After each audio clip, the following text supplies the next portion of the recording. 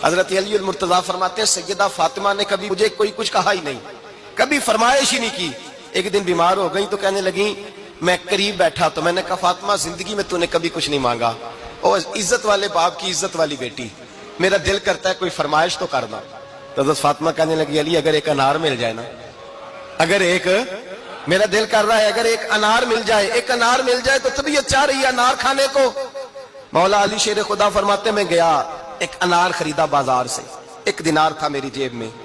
अनार खरीद के जब वापस पलटा ना तो कहते एक बूढ़ा शख्स, होंठों पे कमजोरी, आप फरमाते मेरे बाप दादा की उम्र का, लड़खड़ाते उसके हाथ और कहने लगा अली मैं भूखा हूं कई दिनों का।